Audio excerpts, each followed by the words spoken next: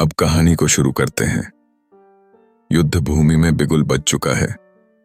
सैनिक अपने अपने पक्ष में खड़े हैं।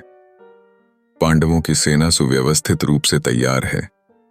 हर योद्धा अपनी जगह पर है।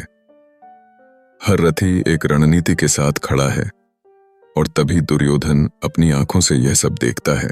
वह देखता है कि पांडवों की सेना कितनी संगठित और अनुशासित है और तुरंत अपने गुरु द्रोणाचार्य के पास जाकर बातें करता है। अब यहाँ छुपा संदेश बहुत बड़ा है। दुर्योधन को पांडवों की शक्ति देखकर चिंता होती है, डर लगता है, लेकिन वह अपने गुरु के पास जाकर अपनी बात कहता है। अब इसे आधुनिक जीवन की कहानी से जोड़कर देखो। तुम्हारी लाइफ भी एक युद्ध भूमि है। जैसे एक स्टूडेंट की परीक्षा, एक युवा का करियर, एक परिवार की जिम्मेदारियां, एक उद्यमी का बिजनेस, और जब भी तुम देखते हो कि सामने कितनी बड़ी चुनौती है, तो तुम्हारे अंदर भी दुर्योधन जैसी बेचैनी होती है।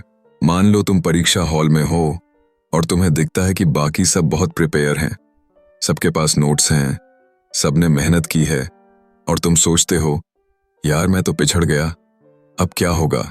से कब से है, या बिजनेस में तुम देखते हो कि बाकी लोग बहुत आगे हैं, उनके पास नेटवर्क है, कैपिटल है, और तुम्हें डर लगता है कि मैं कहाँ टिक पाऊंगा। यही स्थिति दुर्योधन की थी। उसने पांडवों की सेना को देखकर महसूस किया कि यह तो बहुत स्ट्रांग और संगठित है, और यही हर इंसान के जीवन में होता है। जब हम दूसरों की शक्ति, दूसरों की तैयारी, दूसरों की सफलता देखते हैं तो हमें अंदर से डर लगता है। हम नहीं गए, तुम्हारा ऐसा सब हमें कहे। पर असली सवाल यह है कि उस डर को लेकर हम क्या करते हैं। दुर्योधन अपने गुरु द्रोणाचार्य के पास गया, लेकिन वह उनके पास समाधान लेने नहीं, बल्कि अपनी चिंता और चालाकी दिखाने गया। उसने पांडवों की सेना को देख लिया, लेकिन यह नहीं सोचा कि मुझे अपने अंदर की कमियों को सुधारना है, बल्कि उसने यह सोचा कि कैसे इनकी ताकत को तोड़ा जाए। यही आधुनिक जीवन की सबसे बड़ी सीख है। जब हम किसी से पीछे रह जाते हैं तो दो रास्ते होते हैं। एक, हम मेहनत करें और खुद को मजबूत बनाएं। दूसरा, हम दूसरों को नीचा दिखाने, उनकी कमी निकालने या उन्हें हराने के लिए चालाकियां करें। पहला रास्ता पांडवों का है, दूसरा रास्ता दुर्योधन का। अब देखो, यह श्लोक हमें बताता है कि पांडवों की सेना व्यूढ़ यानी सुव्यवस्थित थी। संगठन और अनुशासन हमेशा ताकत देते हैं। जीवन में भी अगर हमारी योजना साफ है, हमारी सोच संगठित है और हमारे कर्म अनुशासित हैं, तो चाहे सामने कितनी भी बड़ी ताकत क्यों न हो, हम उसे जीत सकते हैं। उदाहरण के लिए, एक स्टूडेंट जो रोज थोड़ा थोड़ा पढ़ता है, उसका आर्मी फॉर्मेशन मजबूत है।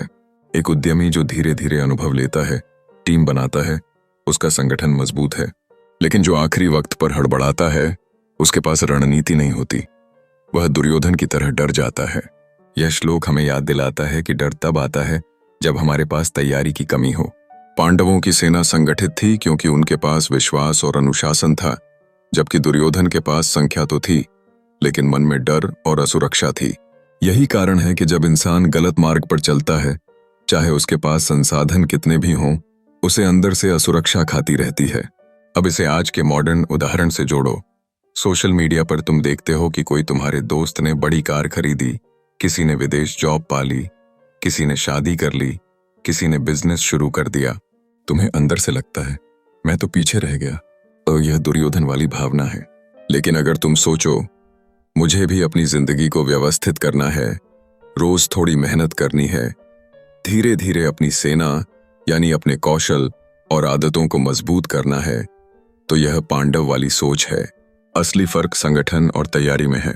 यही वजह है कि दुर्योधन डर गया, क्योंकि उसने देखा कि पांडवों ने अपनी ताकत को सही ढंग से सजाया है। यह श्लोक यह भी सिखाता है कि जब भी हम बड़ी चुनौती देखें तो तुरंत हमें अपने गुरु या मार्गदर्शक के पास जाना चाहिए। दुर्योधन गया, लेकिन गलत नीयत से।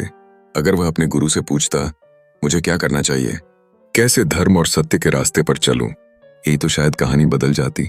इसी तरह हमें भी अपने टीचर, मेंटर या बड़े बुजुर्ग से सही सलाह लेनी चाहिए। लेकिन अक्सर हम दुर्योधन की तरह सिर्फ अपनी शिकायतें और डर ले जाते हैं और समाधान को सुनना नहीं चाहते। असली फायदा तब होता है जब हम ईमानदारी से सलाह माने। अब इस श्लोक का एक और आधुनिक अर्थ देखो। पांडवों की सेना का संगठित होना टीम वर्क का प्रतीक है। आज के जमाने में अकेले लड़ना बहुत मुश्किल है, चाहे करियर हो, बिजनेस हो या कोई प्रोजेक्ट, टीम वर्क ही जीत दिलाता है। पांडवों के पास भले संख्या कम थी, लेकिन उनकी टीम एकजुट थी। दूसरी ओर दुर्योधन के पास बड़ी सेना थी, पर मन बिखरे हुए थे।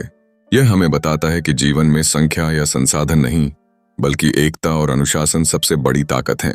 अब जरा अपने जीवन में देखो, क्या तुम्हारे दिन की प्लानिंग सुव्यवस्थित है? क्या तुम्हारी पढ़ाई या काम अनुशासन में है, या सब बिखरा हुआ है? अगर बिखरा है तो तुम दुर्योधन की तरह घबराओगे, लेकिन अगर व्यवस्थित है तो तुम पांडवों की तरह आत्मविश्वासी रहोगे। यही असली शिक्षा है इस श्लोक की। तो इस पूरे दृश्य को आज की कहानी मानो। तुम्हारे सामने प्रतियोगिता है, तुम्हारे चारों ओर सफल लोग हैं। तुम्हें डर लगता है कि मैं कहाँ हूं, लेकिन अगर तुम पांडवों की तरह अनुशासन और टीम वर्क अपनाते हो, अपने गुरु या सही गाइडेंस की मदद लेते हो और अपने डर को शिकायत में बदलने की बजाय मेहनत में बदलते हो, तो कोई भी चुनौती बड़ी नहीं रहती। दुर्योधन हमें यह सिखाता है कि अगर हम गलत सोच के साथ गुरु के पास जाएंगे तो समाधान नहीं मिलेगा, बल्कि डर और बढ़ेगा।